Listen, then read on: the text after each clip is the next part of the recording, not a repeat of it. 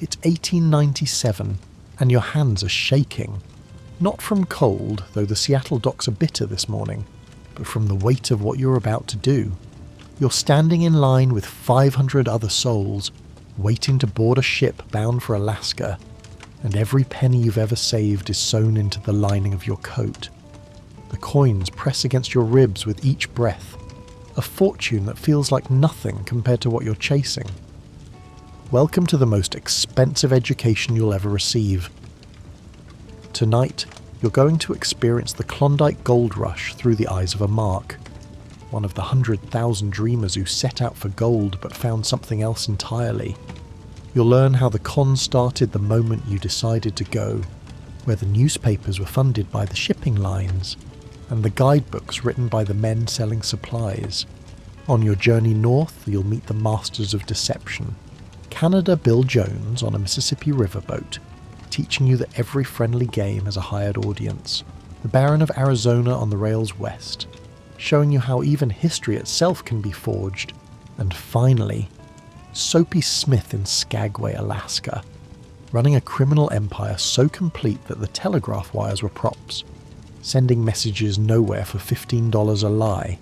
This is the story of how they turned hope into the most valuable commodity of the gold rush. You didn't choose to be a mark, you just chose to hope, and in 1897, that was enough to seal your fate. If you're drawn to the shadows of the American West, where the line between hope and delusion was drawn in disappearing ink, consider subscribing, drop a comment about where you're listening from.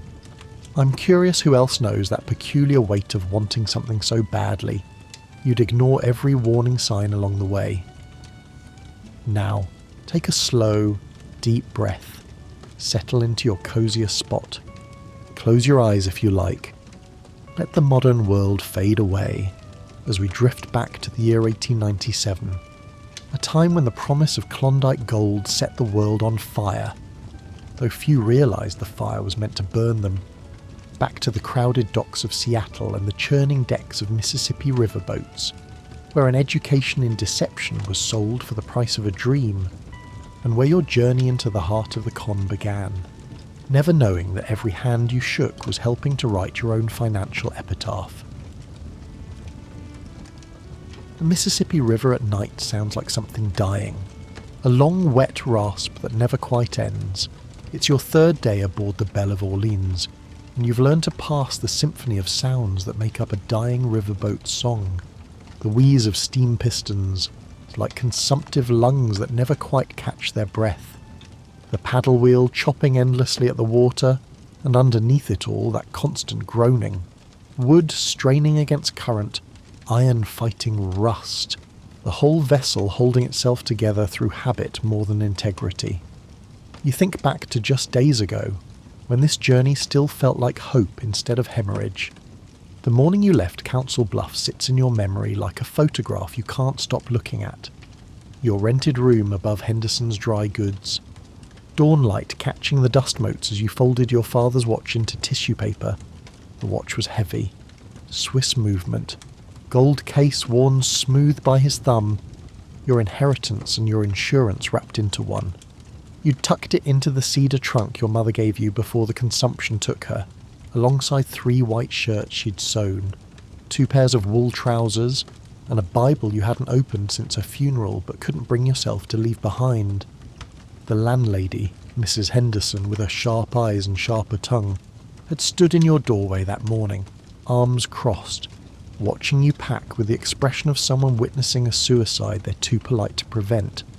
She told you about her nephew who'd gone to Colorado during their rush in '59. Came back 9 months later with stories, debts, and 3 fingers lost to frostbite. He claimed he could still feel them sometimes, the missing fingers, trying to grasp gold that was never there. Phantom fingers for phantom fortunes. Now back in the present moment, standing on this boat's deck while the Mississippi rolls beneath you like molten brass, you understand what she meant. Your old life follows you like those phantom fingers, reaching for something solid, finding only air, the sensible life, the safe life, the life where you'd die at 70 in the same narrow room you'd rented at 24, The money belt around your waist has become your new nervous habit. Every few hours you press your elbow against your ribs, feeling the reassuring weight of $670 in gold coins. Press, feel, release, like a rosary of anxiety. You don't realise this gesture is marking you, that there are men on this boat who can read such movements like scripture. The saloon occupies the middle deck like a fever dream decorated in burgundy and brass. Someone polishes that brass every morning until it gleams with false promise, reflecting the gaslight in ways that make everything seem warmer, richer, more possible than it really is. You've been watching the same card game for 2 nights now, standing at the bar nursing whiskies you can't afford not to buy. The price of admission to this particular education. The players seem consistent enough to be furniture.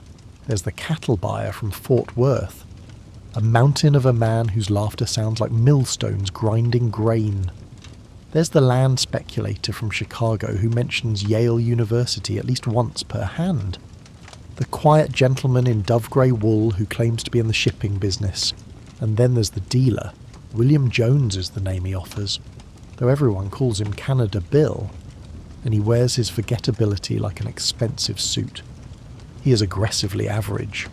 Medium height, medium build, medium brown hair, a face your memory discards the moment you look away. But his hands move with the liquid grace of a concert pianist performing a piece he's played 10,000 times. The cards flow through his fingers like water running uphill. On this 3rd night, he finally acknowledges your attention. His voice carries just far enough to include you in the game's orbit. He notes that you've been watching long enough to have learnt the game twice over, suggests that a man who watches that long is either learning or yearning. 3-card Monty they're playing, the simplest con in the world, if you knew it was a con. 3 cards, 1 red queen, 2 black deuces. Watch the lady dance between the dealer's hands. Find her. Win the bet. So simple a child could play it. So simple it has to be honest. Canada Bill suggests starting small. $1 a hand? Hardly worth worrying about. He frames it as education. You'll need to spot cheats in the Yukon after all. Better to learn here in relative safety than up there where help is 1,000 frozen miles away. His thumb brushes the edge of a card as he speaks, and you file that movement away, certain you've spotted something important. You sit down, and the chair creaks a welcome that sounds like a trap closing. The cards begin their dance. Canada Bill shows you each one with theatrical deliberation. 2 black deuces, 1 red queen. He places them face down and begins to move them with exaggerated slowness. The queen stays in the middle, obvious as sunrise. You tap the centre card with more confidence than you feel. He flips it, and the Queen of Hearts smiles up at you like an old friend. You've found his tell, that thumb brush when he places the queen. It's so obvious you almost feel sorry for him. $2 becomes 4, 4 becomes 8. You're winning, and each victory makes the next bet feel less like gambling and more like destiny. The night deepens, and Canada Bill makes his proposition. Last hand of the night, he says. 1 real bet to make things interesting. $50 says you can't find the lady one more time. $50. 7 weeks of perfect arithmetic in Henderson's ledgers. But you've won 6 straight hands. You know his tell. And in the Klondike, $50 will be nothing. The cards move one final time. Canada Bill's thumb definitely brushes the queen as he places her on the right. You track her as he slides the cards in a lazy arc. You've got him. You reach out, certain as mathematics, and tap the right card. He flips it, and the deuce of clubs stares back at you like an open grave. Canada Bill's regret seems genuine as he gathers the cards, your $50 disappearing into his vest. The other players drift away like smoke given human form. You sit in that empty saloon, listening to the Mississippi groaning beneath you. And for the first time you understand that this river doesn't care about your destination. It only cares that you pay for the passage.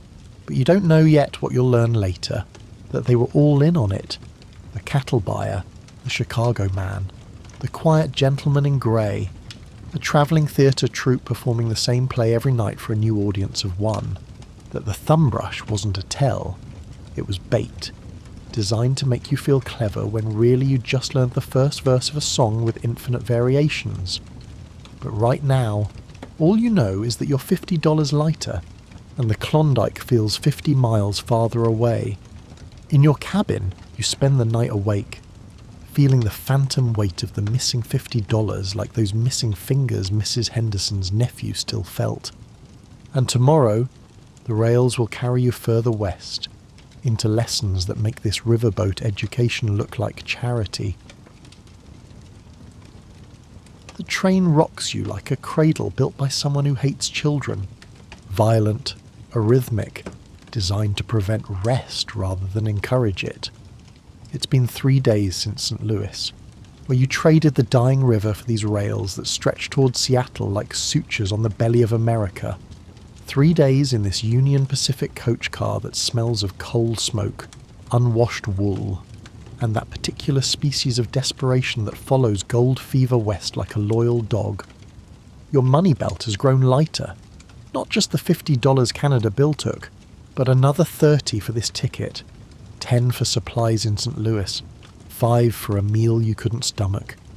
You've done the calculation 40 times. Still enough. Has to be enough. 670 has become 490. Outside the window, the landscape scrolls past in endless brown. Kansas bleeding into Colorado, or maybe Nebraska. Hard to tell when every mile looks like the last one's ghost. The grass moves in waves that remind you of the Mississippi, except this is a dead sea, an ocean of emptiness. The other passengers have formed their own geography of desperation. There's the woman 2 benches up who keeps a pistol visible in her lap, cleaning it every few hours with methodical care. There's the consumptive heading west for the cure, though his cough says he's racing death and losing. There's the minister who reads from a Bible, so worn the pages have turned to cloth. You've been listening to the talk that flows through the car like smoke. Can't help but listen when every conversation is about the same thing. Gold, Alaska, fortune. But today, there's something different. A name that passes through the car like a fever. Whispered at first, then spoken, then discussed with the intensity of a diagnosis. The Baron of Arizona, a land speculator from Phoenix. His face the colour and texture of jerked beef. Eyes like chips of broken bottle. Sits down across from you without invitation. He asks if you're heading to the Klondike, and you nod because lying takes energy you don't have. He asks if it's your first time, and his laugh sounds like sand poured over stones. Without preamble, he begins to tell you about James Addison Revis, though that wasn't his real name. Nothing about him was real except the damage he did. The speculator's eyes gleam as he reaches back into history, back to 1883, when a man they'd come to call the Baron of Arizona appeared in Arizona territory, with papers that made him the owner of 12 million acres, ancient Spanish land grants, signed and sealed by governors who'd been dead for centuries. The speculator leans closer. The beautiful part, he tells you with something like admiration, was that Revis didn't just forge the documents. He understood that lies need archaeology to become truth. He travelled to Spain, to Mexico, to monasteries and archives where the real documents slept, and there, with infinite patience, he slipped his forgeries between the genuine papers, like shuffling a marked card into a fresh deck. He aged them with coffee and smoke, rubbed them with fine sand until they felt ancient. He even created paintings, oil portraits of his wife's fictional ancestors, and hung them in monastery halls, let them darken with real time until they looked like they'd been watching over those halls for centuries. Revis collected payments from everyone. The Southern Pacific Railroad paid him $50,000 just to go away. Farmers who'd worked the land for generations suddenly owed him rent on their own dreams. The government itself was fooled for 6 years, when they finally proved the forgeries, found the threads he'd failed to tie, the one portrait with paint too modern. He got 2 years. 2 years for stealing an area larger than some European countries. The speculator spits tobacco juice toward the spittoon. Misses. Doesn't care. He tells you Revis is free now.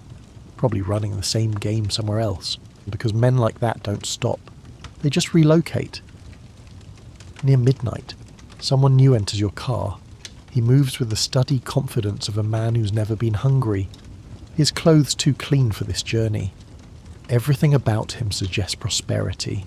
From his gold watch chain to his manicured nails. He sits down next to you without asking permission. He represents a consortium of investors, he explains. They're selling shares in a transportation company with exclusive rights to the White Pass Trail. Government sanction, official contracts, the opportunity of a lifetime. The papers he produces are magnificent. Seals that catch the lamplight like tiny suns.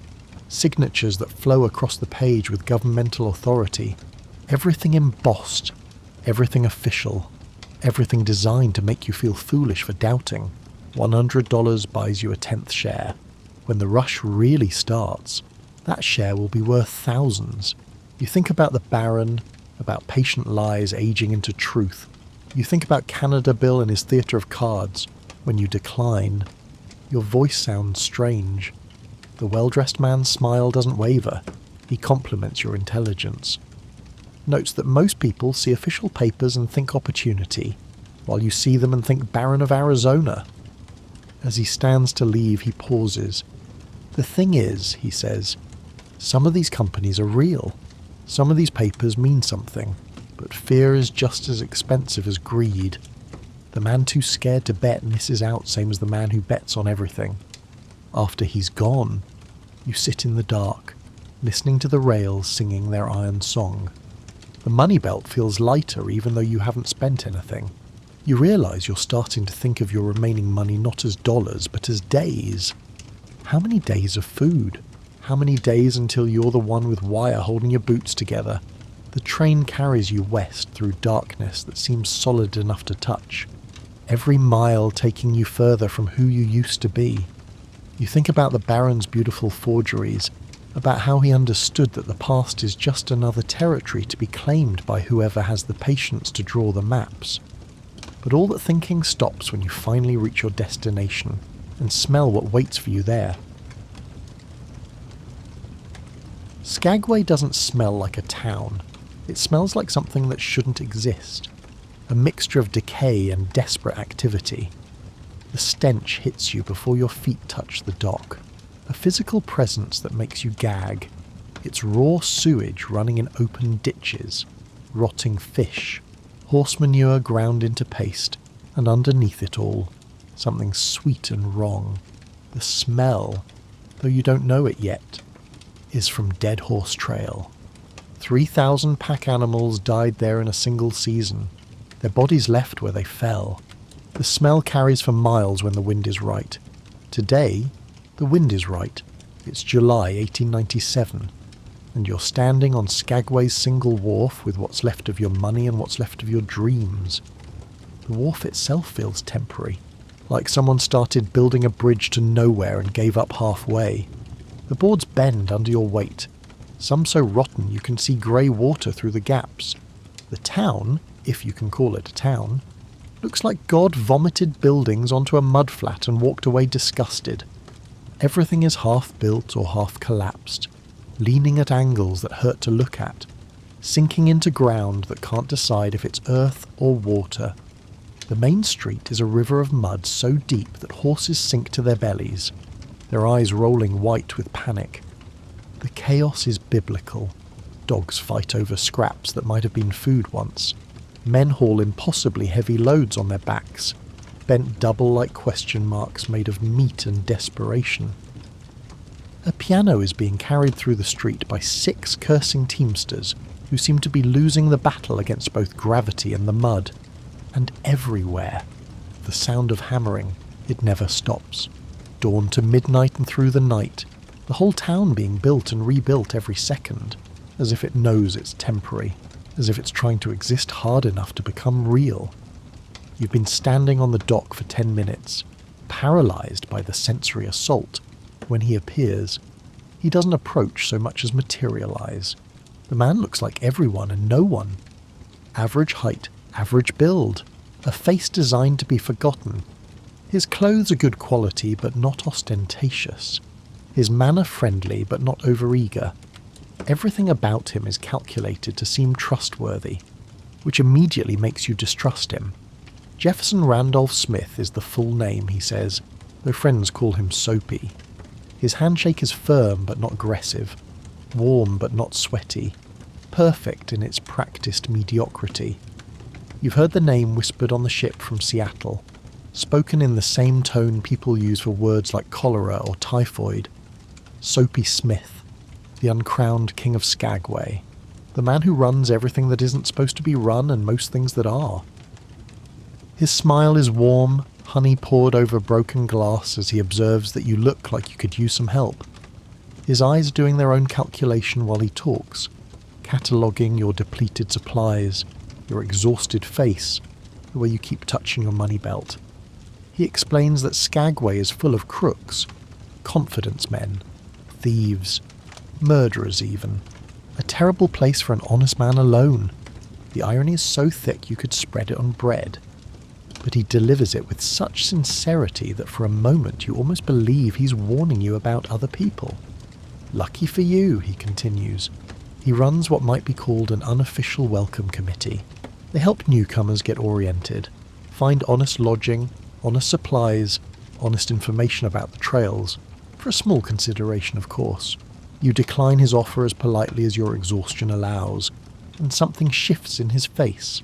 Not the smile, which remains constant, but something behind it. Before leaving, he offers what he calls free advice. Everything in this town is a con except the cons, which are real. The hotels will rob you. The suppliers will cheat you. The trail guides will abandon you. But the biggest con? The telegraph office. He explains with evident pleasure that everyone tries to wire home for money. It's natural. But here's the thing. That telegraph line runs about 100 yards out of town and stops, just nailed to a tree. They keep meaning to fix it, but somehow never get around to it. He points to a group of young men lounging against what might be a store. Those boys run a prize soap racket. You look smart enough to spot that game. Because here's the thing. A smart man who avoids the obvious cons is exactly the kind of man who falls for the subtle ones.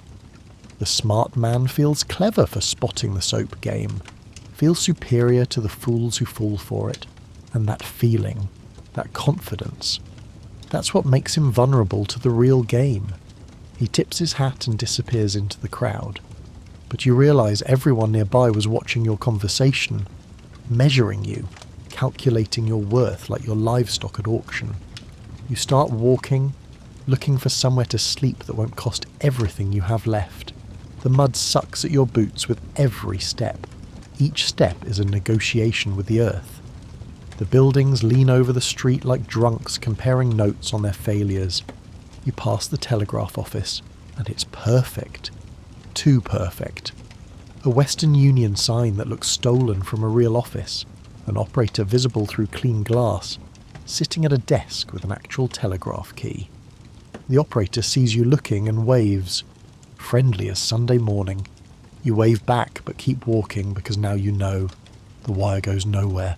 That night, lying on ground that's more rock than earth, feeling the cold seep through canvas like water through cheesecloth, listening to the never-ending hammering and the occasional gunshot that nobody investigates, you finally understand the geography of your trap. The mountains rise on one side like prison walls, impossible slopes that mock the very idea of climbing. The sea blocks the other side, grey and hostile. The only way forward is through the white pass they call Dead Horse Trail, or through the Chilkoot Pass that's even worse. You realise that Skagway isn't a town. It's a filter, designed to separate gold from fools, and you're starting to understand which side of that equation you're on. The town is a machine, and every part of it is a gear in that machine, working together with precision that would be admirable if it weren't destroying you. And Soapy Smith isn't a criminal. That's too small a word for what he is. He's an ecosystem, a force of nature, a fundamental law of this place like gravity or entropy, and like any law of nature, he demands his tribute.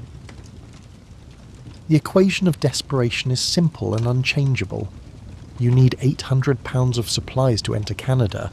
It's the law, enforced by the mounted police with rigid certainty. Food for a year, tools for mining, clothes for weather that kills. 800 pounds exactly. And if you're £1 short, they turn you back. At Skagway prices, £800 will cost you everything you have left, plus money you don't have, plus money you'll never have. The storekeepers have done their own calculation. They know exactly what a man needs and exactly what he can bear to pay. Which is how you find yourself, 6 days into your Skagway education, standing outside the most legitimate-looking building on Main Street.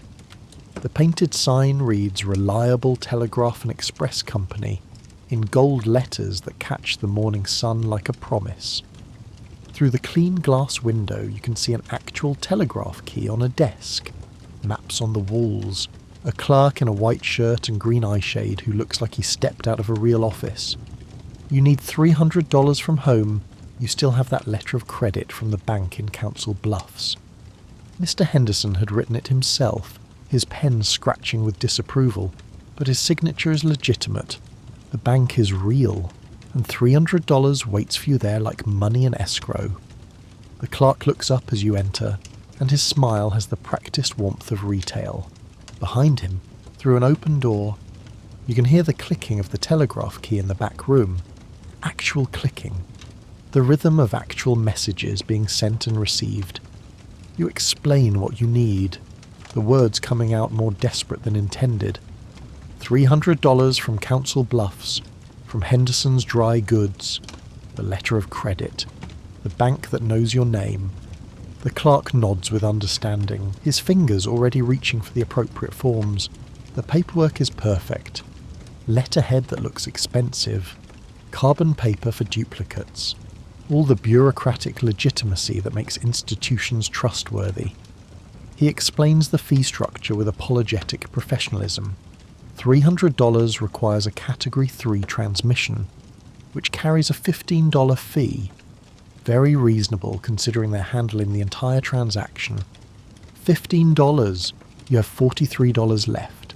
After this fee, you'll have just enough to eat for maybe 2 weeks while you wait for the money.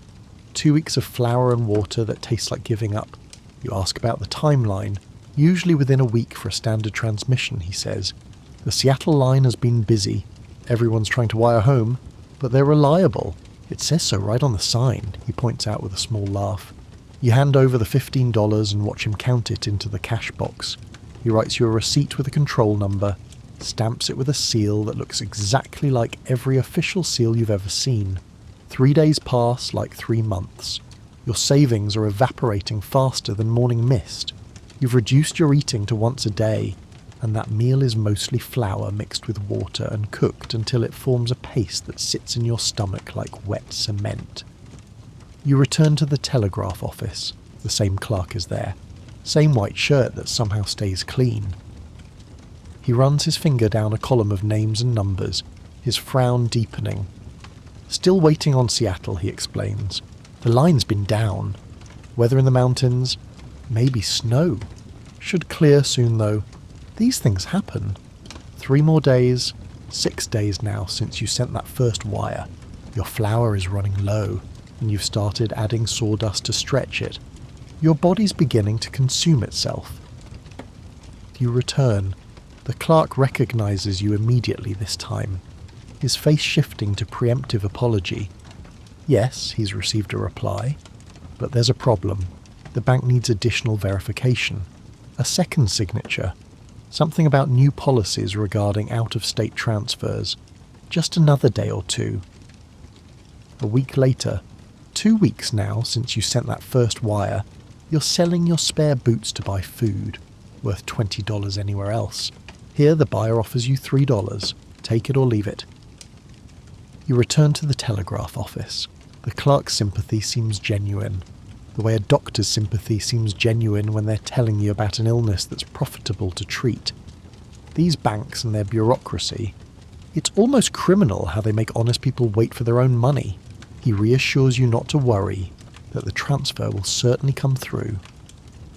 Then he leans across the counter, his voice dropping to a conspiratorial whisper, creating an air of confidence, of breaking the rules just for you. He explains that what he is about to offer goes against strict company policy, but he can see you're an honest fellow in a tight spot. He tells you that the company sometimes advances money against pending transfers. He pauses, as if doing a difficult calculation, before suggesting he could approve a small amount to tide you over. Perhaps he offers $50, he adds, almost as an apology, that the interest is high, 30%, but it would tide you over, $50 at 30% interest. Highway robbery anywhere else. Here, it's salvation wrapped in usury. $50 means food for another week, maybe 2. It means not selling your coat, which means not freezing to death. You agree before you can think too hard about it. More forms, more stamps, more official procedures. The $50 comes from the same cash box your $15 went into. When you sign, your hand shakes slightly. As you're leaving, he calls out, "Oh, and the full transfer should be here in just a few more days, a week at the absolute most. These delays are unusual, but not unheard of. The lines between here and civilization are fragile things, but it always gets fixed. It always comes through." The next day, you go back one more time. You don't know why. Maybe to confirm what you already know. The office is closed. A hand-lettered sign reads, "Relocated to new premises. Thank you for your patience." There are no new premises. There never were any premises. There was never a telegraph line, and there was never a transfer coming. There was only you and your need and their perfect understanding of how to harvest both. You stand there in the mud, in the rain that Skagway serves cold and constant as disappointment, and you actually laugh. The sound surprises you. It's perfect, really. The legitimate office. The boring clerk with his perfect anonymity, the official forms, the backroom telegraph clicking away like a heartbeat of lies. Later, from a man missing most of his teeth and all of his illusions, you learn the truth. The clerk was one of Soapy's best men, a real operator they called Reliable Pete. The clicking telegraph in the back room was a music box with a broken spring, wound up fresh every morning. That woman you saw leaving with money was probably one of Soapy's percentage girls. The man with the telegram was another steerer. Your $15, your $50 loan, the bills from dozens of others just like you. It's all in Soapy's safe by now, being counted with the pleasure of a job well done. And the beauty of it is that everyone who gets taken is too broke to stay and complain. They either die here or crawl home with whatever story lets them sleep at night. You want to find him, confront him, demand justice. But in this town, the judge pays Soapy rent and the marshal drinks in his saloon. Instead, you do what everyone does. You look for one more chance. One more way to salvage something from this comprehensive disaster. Because the alternative is admitting that you're finished. That the story of you becoming someone who matters ends here. And so you stumble forward, toward the final lesson in this education you never wanted. The thing about drowning is that you'll grab any hand that reaches for you, even if you can see the knife in the other one. It's September now. 2 months have dissolved like sugar in rain since you first set foot on that rotting wharf. The Alaskan winter is already sending its warnings. Frost in the morning that lingers until noon.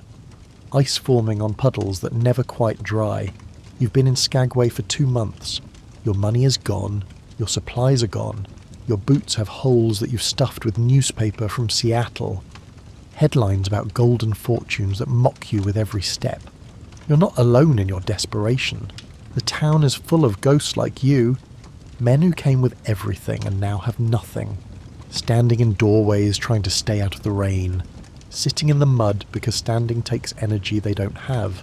Some beg, some steal, some simply stop moving. And eventually someone drags them to the patch of ground they're calling a cemetery. Which is why, when word spreads about the Pacific Navigation Company, offering passage back to Seattle for just $30. The desperate move like iron filings toward a magnet. You hear about it from a man who used to be a banker in Des Moines. He's lost 60 pounds and most of his dignity, but his eyes light up when he tells you about the ship. The Amelia, he says, leaves in 3 days, $30. He's seen the ship himself, or at least he's seen something that might be a ship through the fog. $30, you have nothing. Less than nothing, but you still have things you can sell. The tent that's been your last shelter might bring $15. Your coat, the good wool one from Council Bluffs, maybe 10. Your father's watch, still wrapped in tissue paper that's gone soft as skin, still ticking away the seconds of your failure. That's worth $30 by itself. The Pacific Navigation Company is set up in a proper building with glass windows and brass fixtures. The agent behind the desk wears a suit that fits, speaks with educated grammar, shows you actual tickets printed on actual ticket stock. Behind him on the wall hangs a photograph of the Amelia, a modest but seaworthy vessel, solid looking, the kind of ship that could make it to Seattle without sinking. He explains with professional courtesy that they are a new company trying to establish a regular route. These prices are introductory rates. By next season, passage will cost 3 times as much. It all makes perfect sense. You sell everything. The tent goes to a newcomer whose eyes still have that shine of possibility. The coat goes to a man heading up the White Pass who doesn't know that where he's going. No coat is warm enough.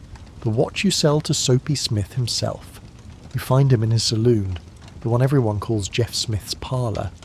He's at his usual table, surrounded by his usual men, running his usual kingdom with the casual efficiency of someone who's turned crime into administration. He doesn't pretend not to recognise you. He looks at you the way a butcher looks at meat, calculating the value of what's left. When you place the watch on his table, he picks it up with surprising delicacy, opening the case, examining the movement. The engraving is worn but legible. To William, with pride, from father. He runs his thumb over the words, and for a moment something human flickers across his face. Then it's gone, replaced by the arithmetic of commerce. He asks if your father is dead, and you nod because words are expensive. He observes that dead men don't miss their watches, which is probably true, though it feels like the kind of truth that costs more than it pays. The $30 he counts out are worn soft as cloth. As you reach for the money, he doesn't release it immediately. Instead, he asks where you're heading. When you tell him Seattle, something in his expression shifts. You're getting out while you can still walk, he observes. Smarter than most. Most stay until they're dead, or might as well be. He releases the bills and pockets your father's watch. Then he offers you some free advice. When you get back to Seattle, he says, when people ask about Skagway, tell them the truth. Tell them about the telegraph office, the soap game. Tell them everything. They won't believe you. They'll think you're making excuses, but tell them anyway. You ask why, because he explains. The truth is the best advertising he could ask for. The smart ones will hear your story and stay away, but the greedy ones, the desperate ones, the ones who think they're different, they'll come anyway. And those are exactly the ones he wants. You leave his saloon with $30 that feels heavier than the gold you came here to find. The morning of departure dawns grey and wet. Half the town's population of failures gathers at the wharf, all clutching identical tickets, all wearing identical expressions of desperate hope. The Pacific Navigation Company has sold 300 tickets for a ship that couldn't possibly hold more than 100. Someone points to the horizon, claiming they can see smoke from the ship's stack. Everyone surges forward, and for a moment you can see it too. A dark smudge against the grey sky, growing larger, coming closer. The crowd waits. An hour passes, then 2. The smudge on the horizon doesn't get closer. If anything, it seems to be moving away. By noon, even the most optimistic have stopped talking about delays and tides. The Pacific Navigation Company office, when someone finally thinks to check, is locked. The sign in the window reads "Closed for inventory." Someone breaks down the door. Inside, there's nothing but a desk, a chair, and a stack of blank ticket stock. The photograph of the Amelia is still on the wall, and someone tears it down, holds it up to the light. It's not even a real photograph. It's a page torn from a shipping magazine, carefully framed to look official. You stand on that dock until sunset, ticket in your hand, watching the empty water. Around you, others do the same.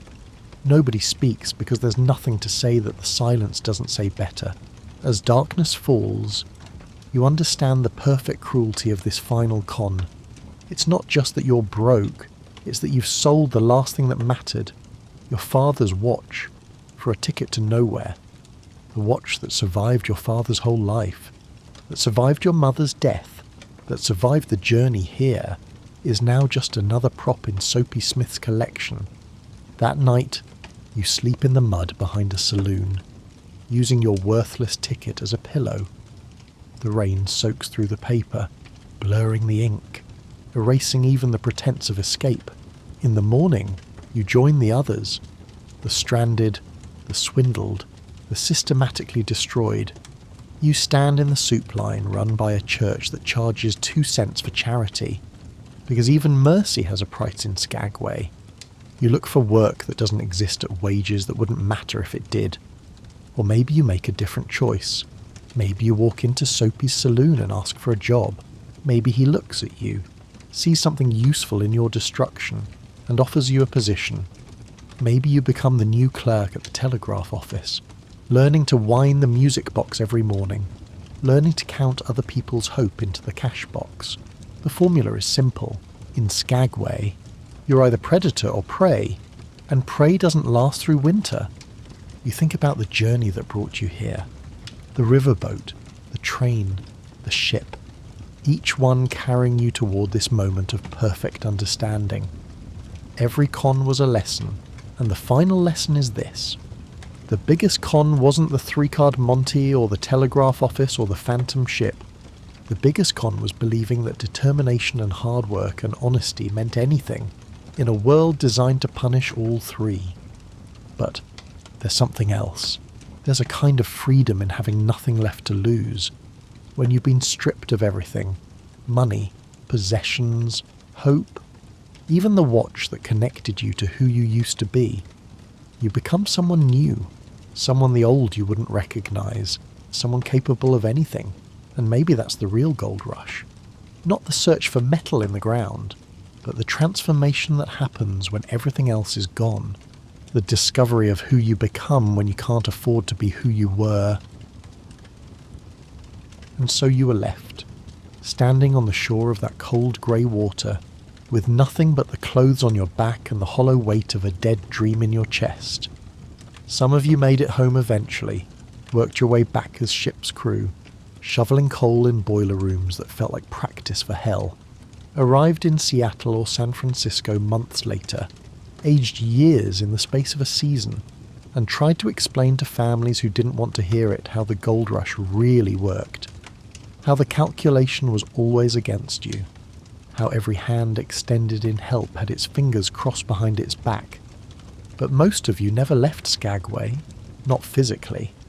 Your bodies might have wandered away, found other towns, other lives, other failures, but some essential part of you remained on that dock, holding that worthless ticket, waiting for a ship that was never coming. The Klondike Gold Rush produced exactly 34,000 ounces of gold in 1897. Sounds like a lot until you realise 100,000 people tried to get there. Do the arithmetic.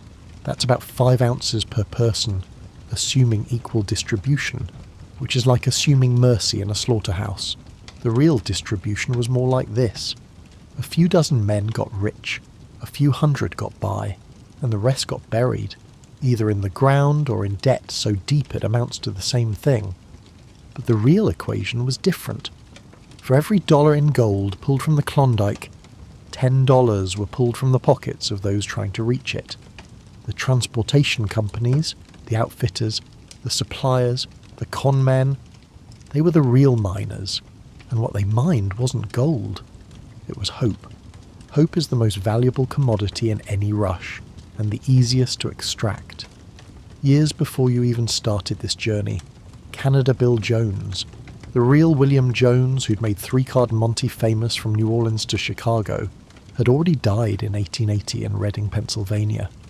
You'd been conned by his students, his imitators, carrying on his legacy, penniless at the end, because even con men can't con mortality. The city had to pay for his burial, but gamblers from across the country sent money for a monument. Professional courtesy among thieves. The monument read, William Jones, Canada Bill, King of the Three-Card Monte Men. James Addison Revis, the Baron of Arizona who'd claimed to own 12 million acres through forged Spanish land grants, served 2 years in federal prison, got out in 1898, tried to run the same con in different territories, failed because his reputation preceded him, would die years later in 1914 in Denver, poor and forgotten, trying to the very end to sell shares in imaginary mines. As for the others who destroyed you, Jefferson Randolph Soapy Smith would die just 1 year later, on July 8th, 1898, shot in a gunfight on the Skagway docks by Frank Reed, a vigilante who'd finally had enough. The shootout started over a stolen poke of gold from a returning miner. Soapy had come to settle it with his Winchester, but Reed was faster, or luckier, or just more desperate. Smith's last words reportedly were, "My God, don't shoot." But God wasn't taking requests from Soapy Smith. They buried Soapy in the Skagway cemetery, and for years afterward, people would spit on his grave. Then gradually, the spite turned to curiosity, then to something almost like respect. Because Soapy had understood something fundamental about the gold rush, about America, about human nature itself. Everyone's running a con. The only difference is that some people admit it. Fast forward through a century of ghosts, through decades of decay and renewal. Today Skagway is a tourist town. Cruise ships dock where you waited for the Amelia. The White Pass Railway, built on the bones of 3,000 horses and God knows how many men, carries tourists up the mountain for the views. They sell authentic gold rush experiences and historical reenactments. They've turned Soapy Smith into a folk hero. There's a museum, a gift shop, probably a t-shirt with his face on it. The telegraph office is a museum now. The wire still runs out back, still nailed to the same tree, because history is just another thing to sell. Tourists take pictures of it, laughing at how gullible people were back then, not realising they just paid $30 for a 10-minute train ride to nowhere special. But late at night, when the tourists are back on their ships and the town returns to its 200 permanent residents, you can still feel it. The desperation in the air, the weight of all those broken dreams pressed into the mud, fossilised into foundation stones. The truth about the Klondike Gold Rush is this. It wasn't a rush towards something. It was a rush away from poverty, away from insignificance, away from the grinding certainty of a small life in a large world. The gold was never the point. The point was the possibility of transformation, of becoming someone else, someone better, someone who mattered. And that's what the con men really stole. Not just money, though they took that too. They stole the last chance at transformation. They took people who were willing to risk everything to become something more, and they turned them into something less. They took dreamers and made them into warnings. The calculation of the gold rush was never about addition. It was about subtraction. What you lost on the river, what you lost on the rails, what you lost in Skagway, by the time you reached the gold fields, if you ever reached them, you'd have nothing left to lose, which was perhaps its own kind of freedom. The freedom of understanding that the game was always rigged, that the house always wins, that the only way to beat a con is not to play, but you played anyway, you all played anyway. Because the alternative was admitting that your life was exactly what it appeared to be, small, temporary, forgettable, and even being conned, even being destroyed, even ending up face down in Skagway mud was better than that. At least you'd tried. At least you'd believed in something. So remember this. as you drift off to sleep in your warm bed, in your safe home, in your predictable life. Every con requires two people, someone willing to lie and someone willing to believe. The liar tells you what you want to hear, but the believer tells themselves. The last boat from Skagway in 1897 left on October 15th, racing the ice that would lock the port until spring. It carried 47 passengers, all of them broke, all of them broken, all of them heading home with stories nobody would believe. They were the lucky ones. They got out. The rest waited through the winter, through the dark months when the sun barely rose and the cold was so complete it felt like the world had ended. They waited in soapy saloons, spending money they didn't have on whiskey that wasn't really whiskey, playing games that weren't really games, pretending they were still alive when really they were just ghosts who hadn't stopped moving yet. And in the spring, when the ice broke and the boats returned, a new wave of dreamers would arrive. Fresh faces, fresh hopes, fresh pockets to pick. And some of the ghosts from the previous year would watch them come, would see their own former selves in those bright eyes, and would make a choice. Some would try to warn them. These warnings would be ignored, dismissed as the bitter ramblings of failures. But others, and these were the ones who really understood what Skagway had taught them. Others would smile, would offer to help, would point the newcomers toward reliable Pete's telegraph office, where the music box was still clicking away, patient as rust, inevitable as gravity. Because once you've been swindled completely, once you've lost everything, including the person you used to be, you face a simple choice. You can admit you were a fool, or you can make someone else into a bigger one. In Skagway, in 1897, everyone chose the same thing. They chose to survive. The story of the Klondike Gold Rush reminds us that history's greatest treasures are often guarded by its most convincing lies. If these hidden truths from the past speak to you, consider subscribing for more carefully researched journeys into the shadows, where we uncover the real stories behind the gilded promises of history. Drop a comment below. What other great hustle or forgotten con from the past would you like to explore with us? Until next time, stay curious, stay wary, sleep well.